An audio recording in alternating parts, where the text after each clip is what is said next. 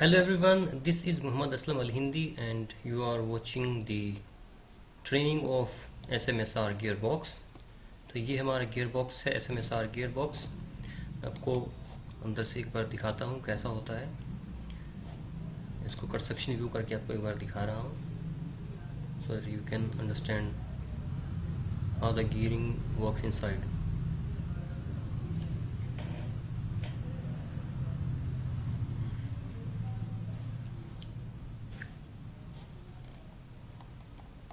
ये मेरे गियर्स होते हैं, इस तरह गियर मैच करते हैं आपस में। आप देख सकते हैं बेसिकली मेरा ये वाला जो गियर है, ये जो शाफ्ट है, ये इनपुट गियर है। इस गियर से मेरी ये वाली शाफ्ट, ये वाला गियर घूमेगा। ये गियर जो है, जो ड्राइवर गियर होता है, उसको हम बेसिकली पिनियन बोलते हैं। तो ये इसका पिनियन ये है। ये जब घूमेगा तो इसकी वजह से हमारा ये वाला गियर घूमेगा। और इस गियर के ऊपर मेरा एक दूसरा गियर माउंट है, इसी शाफ्ट के ऊपर, जिस पर ये दूसरा गियर है, ड्रिवन गियर। तो अब इस केस में ये पिनियन हो जाता है इसके लिए, इस फाइनल आउटपुट गियर के लिए। तो इसकी वजह से जब हम इसको घुमा रहे हैं तो आप देख सकते हैं इसकी वजह से ये जो मेरा स्काई ब्लू कलर का गियर है, जो पिनियन है, जो इनपुट है, उसकी वजह से ग्रीन कलर का गियर घूम रहा है। और ग्रीन कलर के गियर के साथ मेरा पिंक कलर का गियर भी घूम रहा है। और पिंक कलर का गियर ड्राइव कर रहा है, घुमा रहा है इस येलो कलर के गियर को।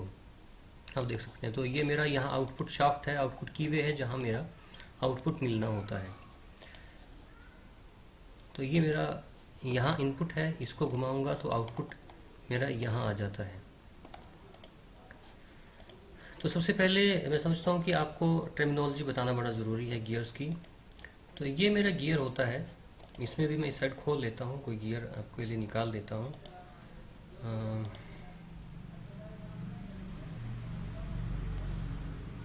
ये मेरा गियर है, देख सकते हैं आप। तो यहाँ ये मेरा गियर का प्रोफाइल है, इधर भी आप देख सकते हैं ये प्रोफाइल है। मालूम है कोई एक गियर पकड़ लेता हूँ, ये मेरा टूथ है, ये पूरा एक टूथ है। इसको मैं सारे को सेलेक्ट कर लेता हूँ और इससे आपको यू कैन बेटर अंडरस्टैंड है। ये मेरा पूरा एक टीथ है, एक टूथ है मेरा, जो हम यहाँ देख सकते हैं। तो यहाँ कुछ चीज़ें जो हमें जाननी बड़ी ज़रूरी हैं, अडेंडम सर्कल, डिडेंडम, वो सब क्या होता है। तो कोई भी गियर है उसकी एक पिच होती है, पिच डायमीटर होता है। तो मैं आपको दिखाऊं, यहाँ पिच बेसिकली क्या होता है, जहाँ दो गियर आपस में मैच करते हैं। ये वो, आप ये मान के चल सकते हैं कि दो ब्लैंक्स हैं। गियर को गियर ना मान के आप दो सिलेंडर मान लीजिए। तो वो दो सिलेंडर जहाँ जिस जो उनका जो डायमीटर होगा और जिस पॉइंट पे वो आपस में मीट करेंगे, उसको पिच बोलते हैं। मैं आपको दिखाता हूँ, थोड़ा बैक चलते हैं। इसको मैं इस बार हाइड कर देता हूँ ताकि आप अच्छे से समझ सकें। आई थिंक मुझे कुछ और या तो हाइड करना पड़ेगा या फिर कट सेक्शन व्यू करना पड़ेगा। मैं कट सेक्शन व्यू कर देता हूँ ताकि आप अच्छे से समझ सकें। हाँ, ये अब सही है, अब सही है। अब हम देखते हैं कि गियर घूमता कैसे है, गियर मेटिंग जो होती है वो कैसे होती है, मैं आपको वो दिखाऊंगा। उससे आपको बहुत सारी चीज़ें क्लियर होंगी। अब देखिए, ये मेरी गियर इस तरह आपस में मैच होती हैं। ये गियर घूमेगा तो इसके साथ दूसरा गियर भी ऐसे घूमता चला जाता है, मैच में है। तो इन दोनों की एक पिच सर्कल होता है, दोनों, इस गियर का भी एक पिच सर्कल है, उसका भी पिच सर्कल है, जो आपस में एक तरह से आप कह सकते हैं कि वो आपस में मीट करते हैं, टेंजेंशियल एक दूसरे को टच करते हैं। ये वाला गियर है मेरा,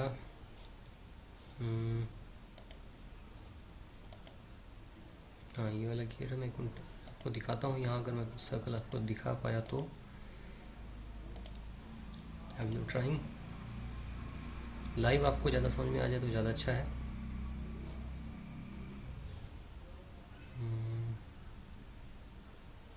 बेसिकली असेंबली काफ़ी बड़ी हो जाती है तो टाइम ले लेता है तोड़ होने में। मेरा ये वाला गियर है, ये यहाँ है, ठीक है। मैं इसको भी शो कर देता हूँ। थोड़ी देर के लिए मैं एक और क्रॉस सेक्शन व्यू ले लेता हूँ ताकि आपको चीज़ें साफ साफ समझ में आएँ। एक सेक्शन और ले लेता हूँ।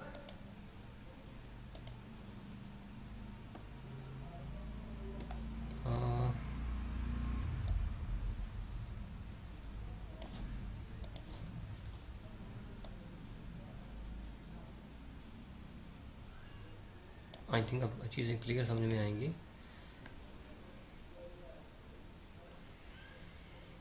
बड़ी असेंबलीज हैं, लोड होने में, ऑपरेशन अप्लाई होने में टाइम लग जाता है।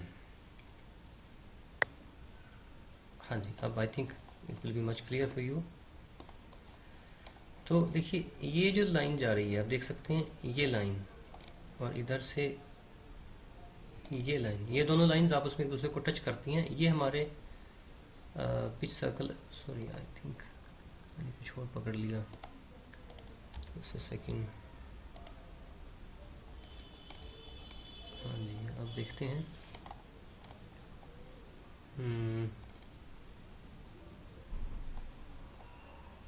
या ये वाली लाइन, मैंने गलत लाइन पकड़ ली थी। ये वाली लाइन और ये वाली, ये दोनों सर्कल्स आप देख सकते हैं, आप इसमें एक दूसरे को टेंजेंशियली टच कर रहे हैं। तो ये बेसिकली इन दोनों के पिच सर्कल डायमीटर्स हैं, इन दोनों के पिच सर्कल्स हैं। तो ये मेरा पिच सर्कल होता है। अब इस पिच सर्कल से ये मेरा पिच सर्कल है, हाँ जी, इसमें पिच सर्कल ही है। तो इससे ऊपर ये वाला जो सर्कल है जो बिल्कुल आउटर पोर्शन को टच कर रहा है, आप इधर देखिए इस चीज़ को, जो टॉप लैंड है, इसको, इससे जो सर्कल होकर जाता है, ये हमारा अडेंडम होता है। ये पिच सर्कल है, सर्कुलर पिच, और इससे ऊपर ये हमारा अडेंडम है, और इससे नीचे जहाँ तक इसका बेस है, मैं इधर आपको दिखाता हूँ, ये जो इसका बेस है, यहाँ से ये जो पिच सर्कल है और ये जो बेस है, ये दोनों, इन दोनों का जो डिस्टेंस है उसको हम बोलते हैं डेडेंडम। ए अडेंडम, असेंडिंग कह सकते हैं आप, डी डिसेंडिंग, नीचे की, अडेंडम ऊपर की तरफ, डी डिडेंडम यानी डिसेंडिंग यानी कि नीचे की तरफ। तो ये मेरा अडेंडम होता है, डिडेंडम होता है। उसके बाद ये होल डेप्थ होती है इसकी, यहाँ तक आप देख सकते हैं। जो इसकी डेप्थ होती है, मैं इसी गियर में दिखाता हूँ आपको।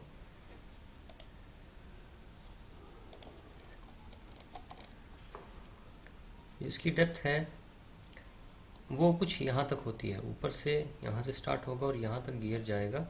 तो इसकी एक्चुअल जो वर्किंग डेप्थ है, और होल डेप्थ आप देख सकते हैं इस पॉइंट से, इस सर्कल से लेकर इस सर्कल के बीच में जो डिस्टेंस है, यहाँ से यहाँ तक, ये मेरी हो गई होल डेप्थ। तो ये कुछ चीज़ें हैं जो आपको जाननी बड़ी ज़रूरी हैं। उसके बाद एक चीज़ जो आप जानेंगे वो होता है मॉड्यूल। मॉड्यूल क्या होता है? हमारा जो कोई भी गियर है उसके टीथ, अब ये बड़ा गियर है, आप देख सकते हैं इस पे इतना बड़ा गियर है, इतना छोटा गियर है, तो इसके जो टीथ हैं वो टीथ हमारे मैच, आपस में मैच कैसे करेंगे बड़े गियर और छोटे गियर के? तो उसके लिए हम एक मॉड्यूल सेट करते हैं। मॉड्यूल क्या होता है कि मेरा यहाँ से और इस पॉइंट तक, सेकंड पॉइंट ऐसा, इधर जो पॉइंट है यहाँ पिच सर्कल के ऊपर, इनके बीच का जो डिस्टेंस है वो मेरा पिच होती है। बेसिकली पिच यहाँ से आप स्टार्ट करेंगे और अगले वाले गियर पे सेम वही पॉइंट, ये मेरी पिच होती है पिच सर्कल के ऊपर। तो मॉड्यूल क्या होता है? हमारा मॉड्यूल जो इसका पिच सर्कल का जो डायमीटर है, जिसको हम यहाँ पी से डिनोट करते हैं, यहाँ शायद दिया नहीं है, तो पिच सर्कल होता है उसको हम पी से डिनोट करते हैं। तो जो मेरा मॉड्यूल है वो होता है हमारा pitch circle divided by the number of teeth, और नंबर ऑफ टीथ को हम जी या जेड से डिफाइन करते हैं। यहाँ जी, ठीक है, आप देख रहे हैं नंबर ऑफ टीथ, जी या जेड, जो भी आप उसको बोलना चाहें। तो एक होता है pressure angle. Pressure angle pressure angle मैं आपको इसी में समझाता हूँ फिर से।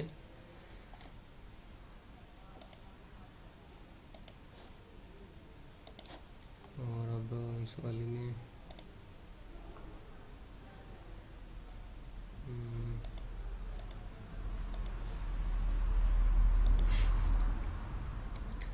तो बेसिकली आप देख सकते हैं कि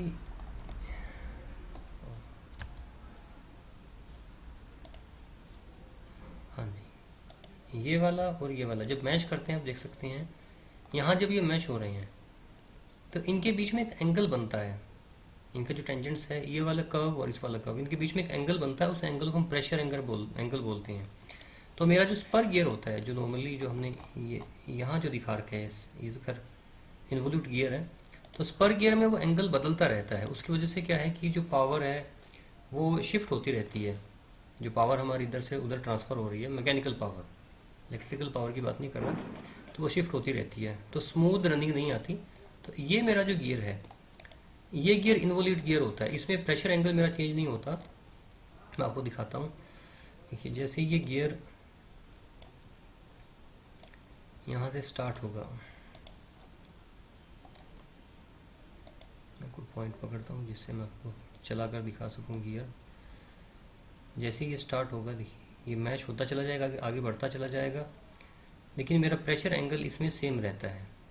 इसमें हमने 20 डिग्री का प्रेशर एंगल लिया तो 20 डिग्री ही रहेगा, चेंज नहीं होगा। उसकी वजह से क्या होगा कि वियर एंड टीयर लिस्ट होगा। बेसिकली क्या होता है कि एक गियर दूसरे गियर के ऊपर स्लाइड नहीं कर रहा होता, स्लिप नहीं कर रहा होता, बल्कि वो रोल कर रहा होता है। जैसे हम एक बॉल लें और उस बॉल को हम फ्लोर पर अगर हम उसको रोल कर दें, चलने के लिए छोड़ दें, तो वो रोल करती है, स्लिप नहीं कर रही होती। स्लिप करने में आपको पता है, जब एक चीज़ दूसरे के ऊपर स्लाइड करती है तो उसमें फ्रिक्शन होता है, और फ्रिक्शन बहुत ज़्यादा होता है, और उस फ्रिक्शन की वजह से वेयर एंड टीयर, यानी कि वो चीज़ घिसती है। लेकिन जब कोई चीज़ दूसरे के ऊपर रोल करती है तो फ्रिक्शन होता है, लेकिन वो बड़ा मिनिमम फ्रिक्शन होता है। तो ये बेसिकली रोल करते होते हैं एक दूसरे के ऊपर, तो इससे फ्रिक्शन कम होता है, वेयर एंड टीयर कम होता है, और फ्रिक्शनल लॉसेस कम होते हैं। तो इन्वोल्यूट गियर्स प्रेफर किए जाते हैं जहाँ पॉसिबल होता है। तो ये मेरा हो गया। अच्छा हाँ, तो अब मैं आता हूँ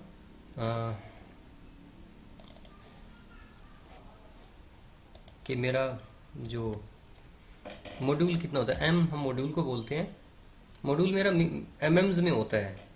तो मॉड्यूल मेरा होता है बेसिकली पी, जो पिच सर्कल डायमीटर होता है, ये वाली चीज़, इसका डायमीटर, ये जो मेरी चीज़ है इसका डायमीटर, या इस वाले में ये डायमीटर, ये divided by number of teeth, जिसे हम जी बोलते हैं या जेड बोलते हैं। तो इससे हम डिसाइड कर पाते हैं कि मेरा जो टूथ का प्रोफाइल है वो बेसिकली कैसा होगा। स्पर गियर में बेसिकली जो टूथ का प्रोफाइल है वो एग्जैक्टली सेम होता है, चाहे आपकी नंबर ऑफ टीथ कितने भी हों।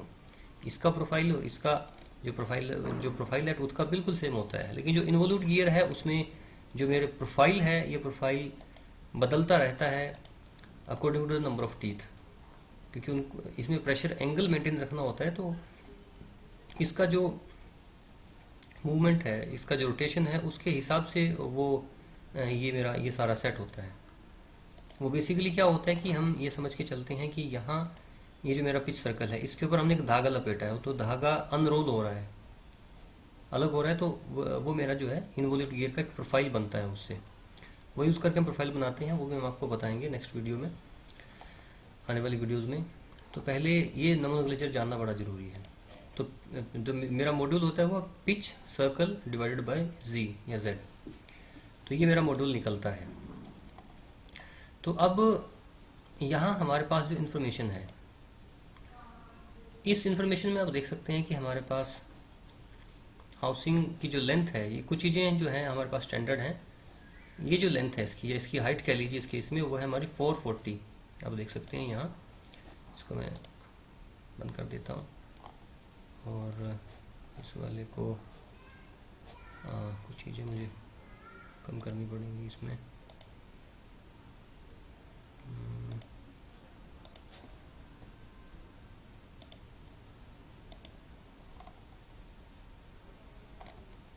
ये वाला मेरा हाइट इसको मैं दोबारा शो कर देता हूँ। तो ये मेरा कंप्लीट है। नाउ अब हमें क्या करना है कि इसकी जो हाइट है यहाँ से यहाँ तक, हाइट कह लीजिए या फिर आप इसको लेंथ कह सकते हैं, इसकी हाइट है बेसिकली। तो ये हमारी है 440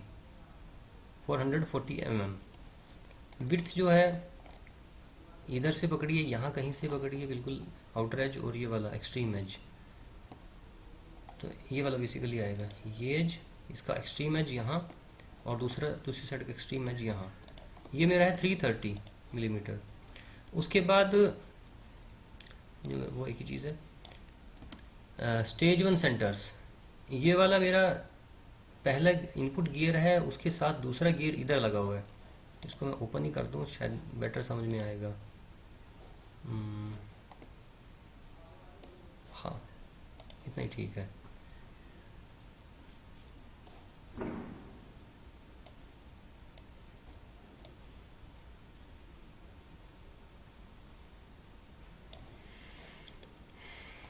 हाँ जी, तो ये मेरा इनपुट है और इनपुट से यहाँ पहली स्टेज बन रही है गियर्स की। इससे ये गियर चलेगा और इसके ऊपर जो शाफ्ट लगे उससे यहाँ वाला गियर चलेगा।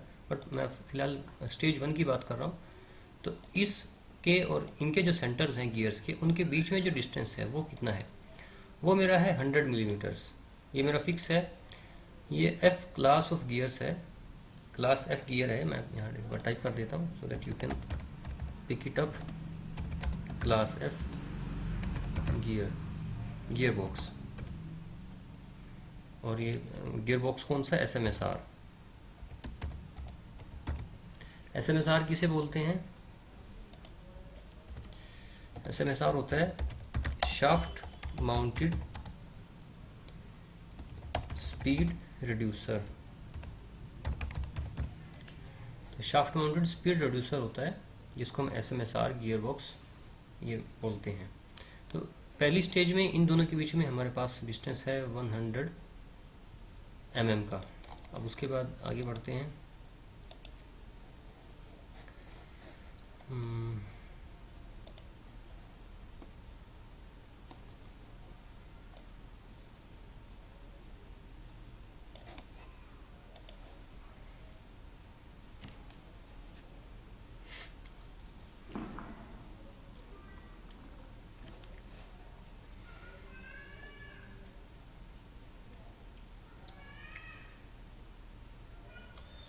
हाँ जी, अब आप देख सकते हैं कि अब ये दूसरी स्टेज है।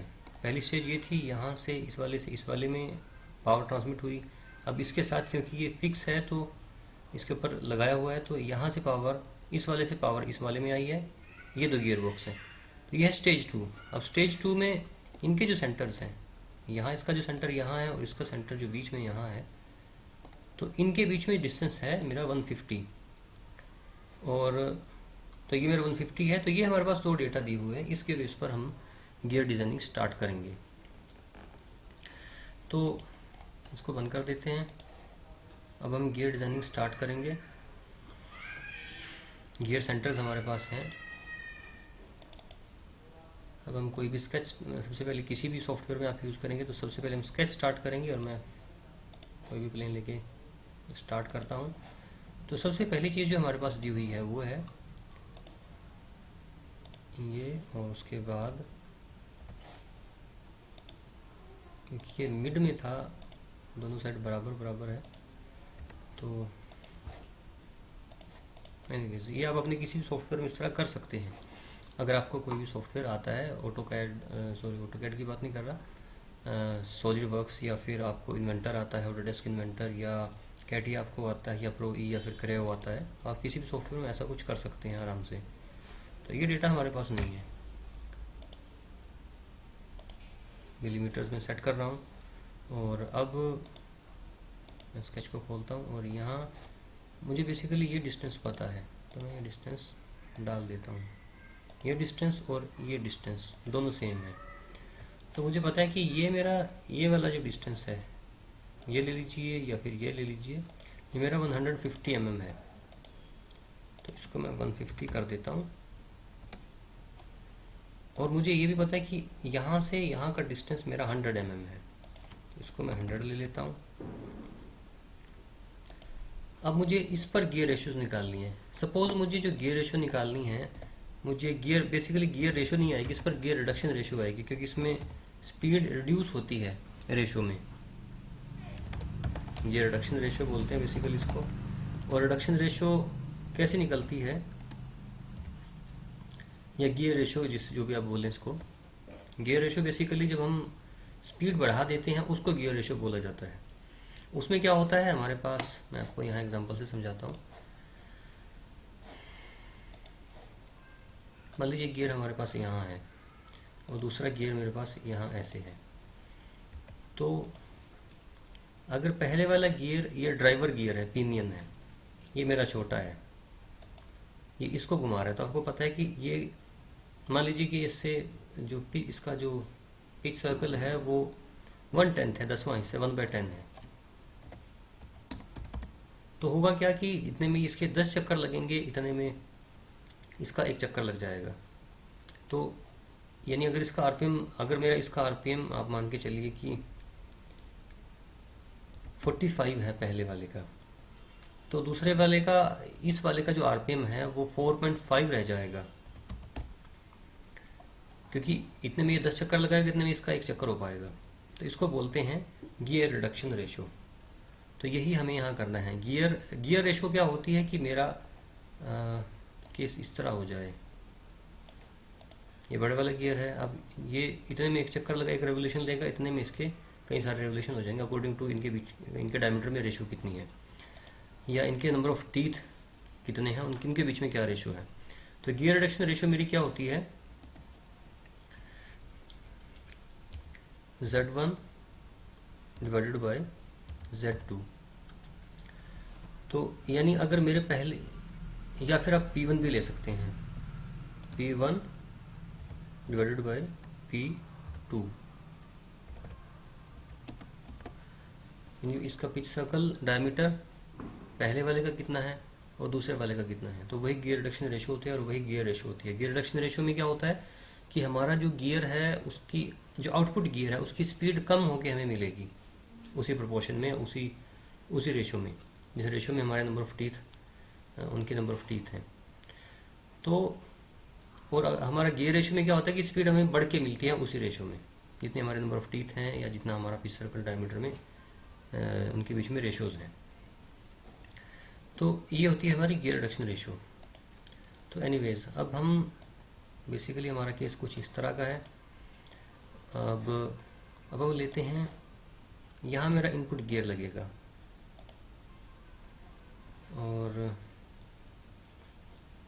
ये इनपुट गियर है, इससे मेरा स्टेज 1 का गियर बनेगा यहाँ, इसके साथ मैंने अटैच कर दिया, इनके बीच में ये टेंजेंट है एक दूसरे के साथ।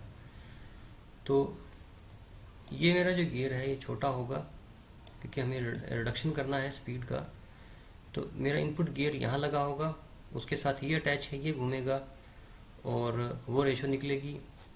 तो मेरी जो फाइनल रेशियो है, ये अगर मेरा P1 है, ये P2 है, फिर ये P3 है और ये मेरा है P4। तो मेरी फाइनल रेशियो क्या आएगी, P1 by P2 multiplied by P3 bye P4, या फिर आप कह सकते हैं Z1 by Z1 by Z2 multiplied by Z3 by Z4। ये मेरी टोटल गियर रिडक्शन रेशियो आएगी इस पहले स्टेज। ये पहले स्टेज की है, ये फिर या एक ही बात है, उसी तरह ये दूसरे स्टेज की है, दोनों को मल्टीप्लाई करेंगे तो टोटल आ जाएगी। तो हम मान के चल रहे हैं कि यहाँ हमें 20 की गियर रेशियो निकालनी है, 20।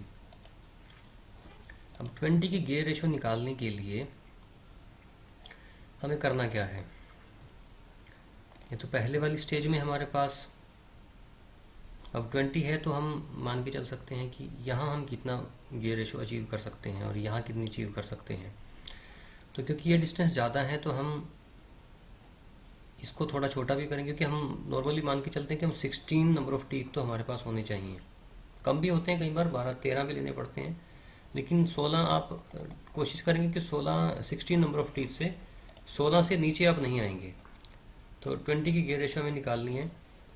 तो हम कोशिश ये करेंगे कि हम ज़्यादा रिडक्शन रेशो इस वाले से लें, दूसरी स्टेज से, इस वाली स्टेज से, और कम रिडक्शन रेशो हम लें पहली स्टेज से। तो 20 है, मैं इसको मान लेता हूँ 4 पंजे 20, 4 × 5।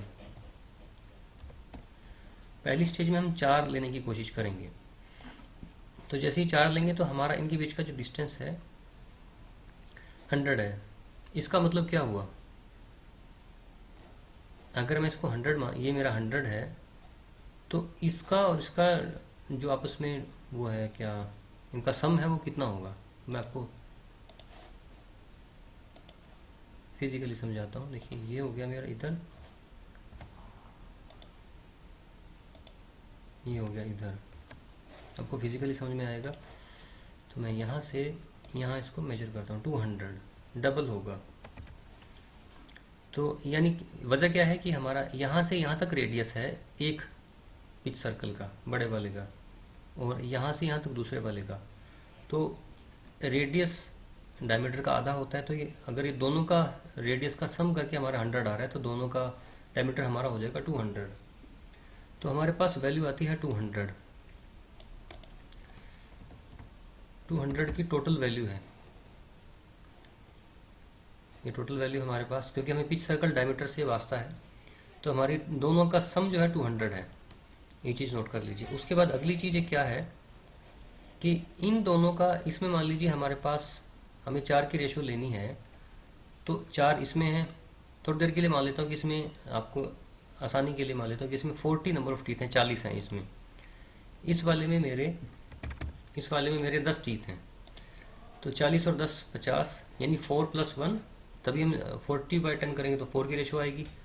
तो हम क्या करेंगे, 40 और 10 50, यानी कि हम इसको 5 मान के चल सकते हैं। अगर हमें 4 की गियर रेशो लेनी है, अगर हमें 4 की गियर रेशो लेनी है, तो हम मान सकते हैं कि उसमें +1 ऐड कर देंगे, तो दोनों की मिला के टोटल नंबर ऑफ टीथ कितने आएंगे वो हम निकाल सकते हैं। या फिर टोटल नंबर ऑफ, आप कहिए कि पीसीडी दोनों का मिला के सम कितना है वो हम निकालेंगे। तो 4 + 1 ही हमारा है 5 = 5 आ गया। अब इस 5 को हम 200 से डिवाइड कर देंगे,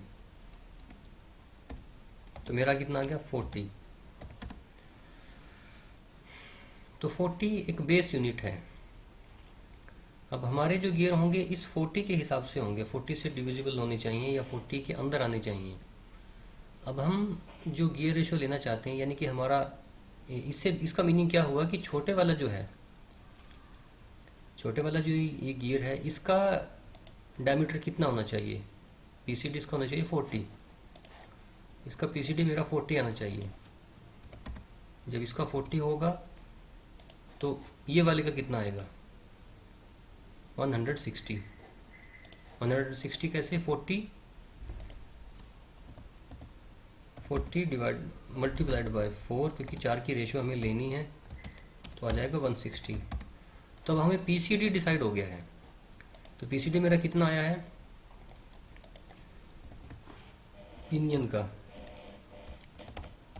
पिनियन या फिर जो गियर 1 कह सकते हैं आप, ये पिनियन ले रहा हूँ मैं।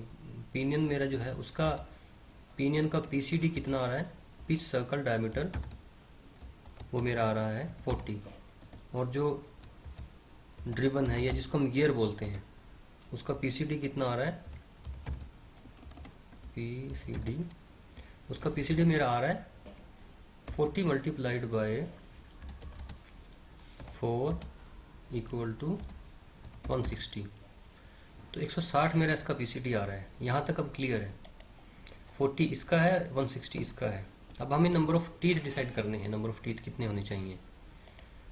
नंबर ऑफ टीथ उतने ही हो सकते हैं जो 40 से हम उनको डिवाइड करें तो वो वैल्यू आ जाए हमारे पास। अब मान लीजिए मेरे नंबर ऑफ टीथ, अगर मैं इस केस में 15 ले लेता हूँ, पिनियन के नंबर ऑफ टीथ, या इसको Z1 मैं बोल रहा हूँ, Z1 पिनियन के नंबर ऑफ टीथ में ले लेता हूँ, मान लीजिए 15। अब देखिए होगा क्या, पीसी जो इसका पीसीडी या पी है P1 कह रहा हूँ इसको मैं, जो मेरे ये जो पिनियन का PCD है उसको P1 कह रहा हूँ, तो वो 40 है। तो पिच सर्कल जो मेरी पिच है, पिच कितनी आएगी, डायमीटर पिच मेरी आएगी 40 डिवाइडेड बाय 15, ये मेरी पिच आएगी। इसकी जो भी वैल्यू आएगी, वट एवर वैल्यू अराइव्स, ये मेरी पिच आ जाती है। तो मैं नंबर ऑफ टीथ उस तरह ले सकता हूँ। लेकिन हम अब यहाँ मसला क्या है कि मेरे पास एक मॉड्यूल दिया होता है, और मॉड्यूल हमेशा mm में होता है, और मॉड्यूल मुझे पता है मॉड्यूल हमारा होता है 1 mm होगा, या फिर 1.25 mm होगा, या फिर 1.5 mm होगा, 1.75, क्योंकि हमें जो गियर हैं उनको होबिंग से बनाना होता है, होबिंग या फिर कटिंग से। और वो जो कटर है या जो होब होता है वो एक स्टैंडर्ड साइज़ हमें मिलता है, अपनी मर्जी का हम साइज़ नहीं ले सकते। तो वो मैं आपको दिखाता हूँ।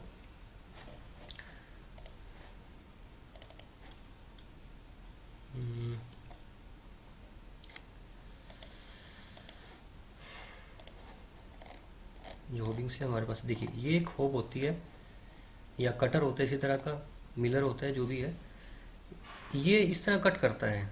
तो इसका ये जो शेप है, ये वाली शेप हमारी फिक्स है, ये मॉड्यूल के हिसाब से हमें मिलता है। प्रेशर एंगल दिया 20 डिग्रीज का, और 16 mm इन्होंने बोर दिया है, 0.75 का मॉड्यूल दिया है, देख सकते हैं आप। तो ये मेरा बहुत छोटे साइज़ का है, इतना छोटा हम यहाँ यूज़ नहीं करेंगे क्योंकि हमें यहाँ रिक्वायरमेंट बड़ी है। तो एनीवेज, तो हम देखेंगे कि एक तो रिक्वायरमेंट हमारी ये है कि हमारे नंबर ऑफ टीथ, मैंने ऊपर भी कहीं मेंशन किया था, 16 से कम नहीं होनी चाहिए इफ़ पॉसिबल। 4 की हमें रेशियो लेनी है, और ये वन मोटा मोटा मान लीजिए 1, 1.25, 1.5, 1.75, 2, 2.25, इस रेशियो में हमारे मॉड्यूल्स चलते हैं। ये चीज़ समझने की है, नोट डाउन करने की नहीं है। आपको वीडियो दोबारा रेफ़र करनी पड़ेगी अगर आप इस चीज़ को समझना चाहते हैं। तो अब हम ऐसा ही कुछ लेंगे। अब आप पीछे देख चुके हैं मॉड्यूल क्या होता है, P/Z, P/Z। तो अगर हम यहाँ थोड़ी देर के लिए 2 मॉड्यूल मान के चलते हैं, मैंने इसको मॉड्यूल को मान लिया कि मैंने 2 का मॉड्यूल लेके चलना है, 2, ये मैं सारा हटा देता हूँ। मान लीजिए मुझे 2 का मॉड्यूल लेना, वही 2 का मॉड्यूल मेरा जो दूसरा गियर है, इस वाले गियर पर भी 2 का मॉड्यूल चलेगा, और इस वाले पर भी 2 का ही मॉड्यूल चलेगा, क्योंकि इनको कटिंग करने वाला जो कटर है वो सेम है। तभी हमारी टीथ जो है आपस में मैच करेंगे, मैच कर पाएंगे, और वो काम कर पाएंगे। तो 2 का मॉड्यूल अगर मैं लेता हूँ, तो मुझे यहाँ Z1 मैं अपनी मर्जी से डिसाइड नहीं कर सकता, जो मैंने पहले किया था। अब मुझे करना क्या है, मुझे करना ये है, मॉड्यूल मैंने डिसाइड कर लिया है M1, पहले वाले का मॉड्यूल, ये तो बेसिकली M ही रहेगा, ये पहली स्टेज की बात हो रही है, बट इसलिए मैं इसको M1 बोल देता हूँ, या M बोल देता हूँ, खाली कन्फ्यूजन ना रहे। तो M मैंने 2 ले लिया। ये हम डिसाइड करेंगे कि हम कितना मजबूत टीथ चाहते हैं, टूथ चाहते हैं, उस हिसाब से हम डिसाइड करेंगे कि हमें मॉड्यूल कितना लेना है। नॉर्मली एक मॉड्यूल या 1.25 मॉड्यूल से हम स्टार्ट करते हैं, क्योंकि ये बड़ा गियर बॉक्स है और इस पर हैवी ड्यूटी गियर बॉक्स है, तो हमें इसमें मॉड्यूल ज़्यादा लेना पड़ेगा। 2 इसमें हम ले रहे हैं। जितना मॉड्यूल ज़्यादा होगा, ऑब्वियस सी बात है, उतना हमारा जो टूथ है वो टूथ हमारा उतना ही बड़ा होगा। ये जो टूथ है यहाँ से यहाँ तक, ये चीज़ जो है, जितना आपका मॉड्यूल ज़्यादा होगा उतना ही उसी अकॉर्डेंस में हमारा जो टूथ है ये मोटा होता चला जाएगा। मोटा होगा तो ज़्यादा लोड बियर कर सकता है। और दूसरा, अगर हमें लोड इस पर ज़्यादा डालना है और हम इसका मॉड्यूल बढ़ा नहीं सकते, तो फिर हम इसकी जो फेस विड्थ है इसको बढ़ा देते हैं, ताकि एक लंबा एरिया उसे मिल जाए जहाँ वो अपने आप को लोड को डिस्ट्रीब्यूट कर सके। तो अब हमारे पास, अब देख सकते हैं यहाँ मॉड्यूल 2 है, तो अब हम Z1 निकाल रहे हैं। Z1 मेरा सिंपल है, 40 डिवाइडेड बाई 2 इक्वल टू 20। तो इस पर मेरे 20 टीथ होंगे। अब 20 टीथ मेरे डिसाइड हो गए हैं, तो Z2 कितना आएगा।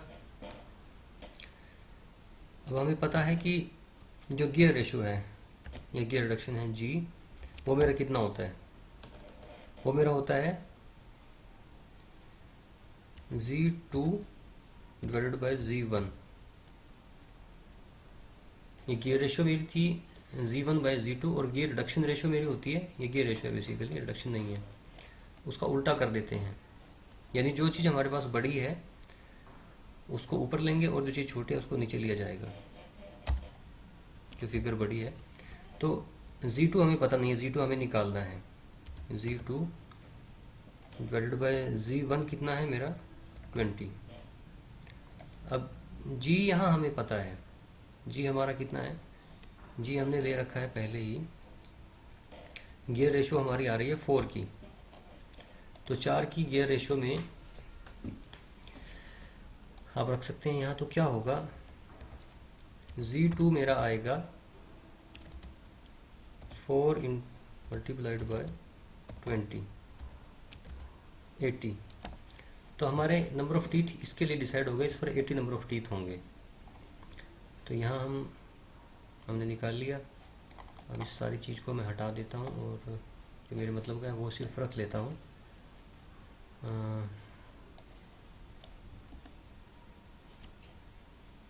Z1 मेरा आ चुका है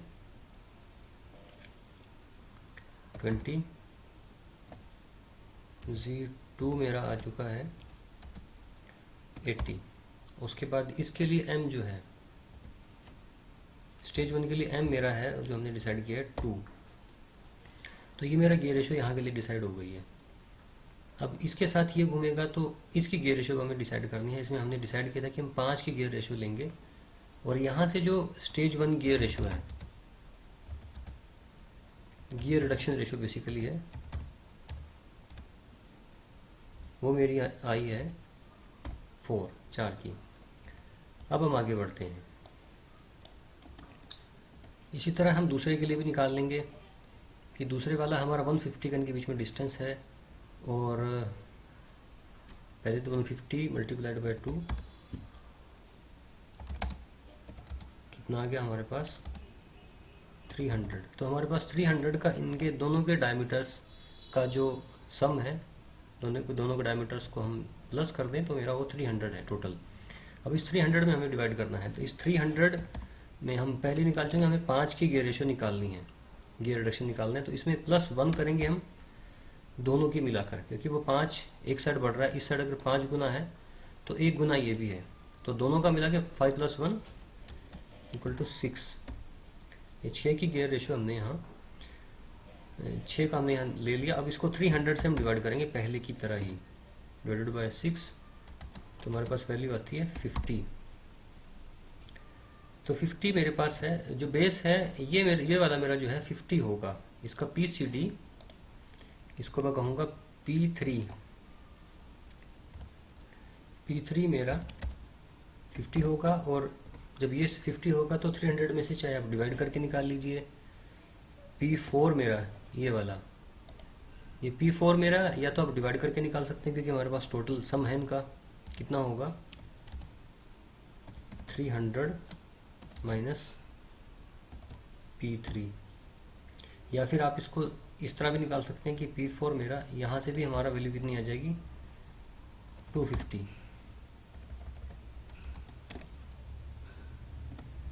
250 हो गया। और इसको दूसरी तरीके से भी निकाल सकते हैं कि P4 कितना है। जो मेरा P4 है 4 इंटू P3। अब ये कैसे आया, बेसिकली क्या है कि P4 डिवाइडेड बाय P3, ये मेरी रिडक्शन रेशियो ऊपर हमने ली है, वो मेरी 5 है। सॉरी गलती से यहाँ 4 नहीं 5 आएगा, तो 5 है। तो इसको हम ऊपर लेकर जाएंगे तो ऐसे ही हो जाएगा, ये P4 यहीं का यहीं आएगा, P3 इधर मल्टीप्लाई में आ गया 5 के साथ। तो यहाँ से भी हम 5 मल्टीप्लाइड बाय 50, तो मेरा 250 वही सेम वैल्यू आ जाती है। तो दूसरी जो स्टेज है उसमें हम निकाल चुके हैं। P3 मेरा 50 आया है और P4 मेरा 250 आ चुका है। अब मॉड्यूल हम यहाँ कितना लेंगे, क्योंकि आउटपुट है और आउटपुट में हमारा लोड ज़्यादा बेयर करना होता है, तो हम यहाँ मान के चलते हैं कि हम 2.5 का लोड ले लेते हैं, मॉड्यूल ले लेते हैं। मॉड्यूल हम मान के चल रहे हैं 2.5। Just a second please.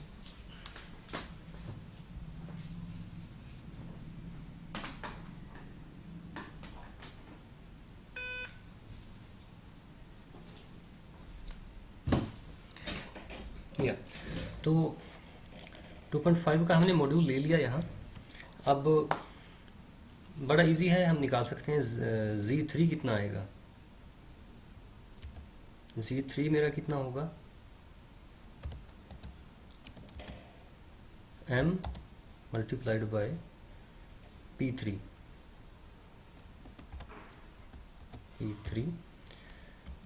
तो Z3 मेरा आ जाएगा 2.5 मल्टीप्लाइड बाय 50 मल्टीप्लाइड बाय 50। तो कितना आता है, सॉरी नहीं ऐसे नहीं होगा, बेसिकली क्या होगा, P3 डिवाइडेड बाय M होगा, P3 डिवाइडेड बाय M। तो होना क्या है, 50 डिवाइडेड बाय 2.5 जो मैंने मॉड्यूल लिया है। तो ये मेरा फिर से यहाँ 20 आता है number of teeth. Number of teeth मेरे 20 हैं। और Z3 अब Z4 मेरा आ जाएगा। Z4 मेरा कितना होगा, चाहे तो मैं P4 से निकाल सकता हूँ, P4 डिवाइडेड बाय M, और वो हो जाएगा 250 डिवाइडेड बाय 2.5, तो मेरा 100 आ जाता है। या फिर दूसरा तरीका क्या है कि सीधा Z4 डिवाइडेड बाय Z3 मेरा है इक्वल टू 5। तो Z4 कितना हो जाएगा, Z4 equal to 5 into Z3, और यहाँ Z3 की वैल्यू पुट करेंगे। Z3 मेरा है 20, तो फिर से मेरी वैल्यू वही 100 आ जाती है। तो ये मैंने डिसाइड कर लिया। इसी तरह अब यहाँ मैं वैल्यू फीड कर दूंगा इसकी। ये मेरा है PCD कितना है, PCD मेरा है P3 है मेरा, इसका PCD है 50। तो आप देख सकते हैं ऑटोमेटिकली भी यहाँ 250 इसने निकाल दिया, और अब मेरे नंबर ऑफ टीथ डिसाइड हो चुके हैं। तो अब यहाँ दूसरी स्टेज का मैं लिख सकता हूँ, Z3 मेरे हैं 20, Z4 मेरे हैं 100, और M। ये तीन इन्फॉर्मेशन हमारे पास होनी ज़रूरी है कि दोनों में नंबर ऑफ टीथ कितने हैं और मॉड्यूल क्या है। मॉड्यूल दोनों का सेम होगा। तो इसका मॉड्यूल मेरा है 2.5। इतनी इन्फॉर्मेशन अगर हमारे पास है तो हम गियर के बारे में सब कुछ जानते हैं। तो ये हमने नंबर ऑफ टीथ निकाल लिए। अब एक चीज़ और यहाँ नोट करने की है। मैं फ़िलहाल के लिए ये डेटा डिलीट कर देता हूँ, डायमेंशनल डेटा, ताकि आप समझ सकें मैं बताना क्या चाह रहा हूँ। इसको थोड़ी देर के लिए सेव कर लेता हूँ, और फिर से एक बार ड्राइंग खोलते हैं, एक बार वो असेंबली खोलते हैं।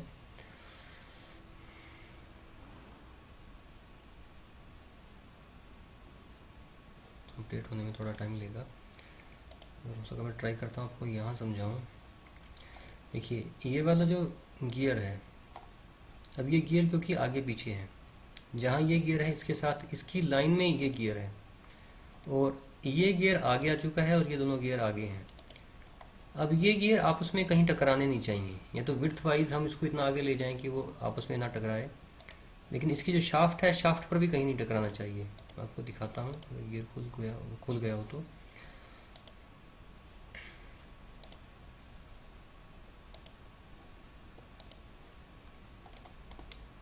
अब आप देख सकते हैं ये मेरा इनपुट गियर है, ये गियर इसके साथ मैशिंग में है,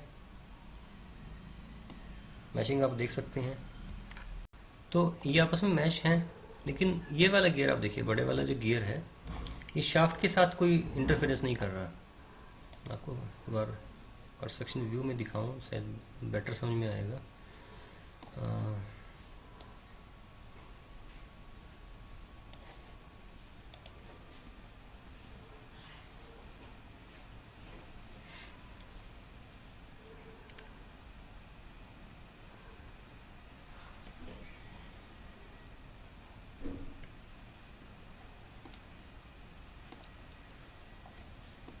देख सकते हैं आप कि ये गियर जो है, ये वाला जो सेकंड स्टेज का गियर है, इसके साथ इंटरफेरेंस में नहीं है, किसी तरह से होना भी नहीं चाहिए।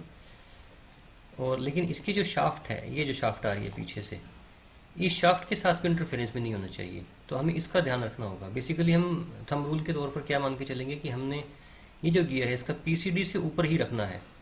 तो हमने करना क्या है, यहाँ इसमें ये इसका इनपुट का पीसीडी है और ये ऊपर वाले का पीसीडी है, तो इनके बीच में हमें गैप होना चाहिए कम से कम। जितना हमारा मॉड्यूल है उससे दुगना गैप हमें मान के चलना है, क्योंकि अगर हमने यहाँ गड़बड़ कर दी और बाद में आपस में इंटरफेरेंस हुआ तो फिर हमारा सारा डिज़ाइन ख़राब हो जाएगा। हमें फिर से इसको जो है रिफाइन करना होगा, ट्वीक करना होगा, और फिर उसी हिसाब से सारी कैलकुलेशन हमारी सब कुछ चेंज हो जाएगा। तो फ़िलहाल इतना ही है कि हमने इनके गियर सेंटर्स निकाल लिए, नंबर ऑफ़ टीथ हमने डिसाइड कर लिए, उनके मॉड्यूल डिसाइड कर लिए, और स्टेज 2 मेरा गियर रिडक्शन मेरा आ रहा है इक्वल टू 5, और टोटल रिडक्शन हमारा कितना आएगा, टोटल स्पीड रिडक्शन आएगा 4 × 5 इक्वल टू 20। तो ये हमने यहाँ इनका गियर रेशो निकालना सीख लिया, नोमेनक्लेचर सीख लिया। नेक्स्ट हम इसमें एक और बड़ी टिपिकल चीज़ है जो आपको सिखाएंगे, और उसके बाद हम आपको इसका प्रोफाइल बनाना सिखाएंगे। Thanks for watching.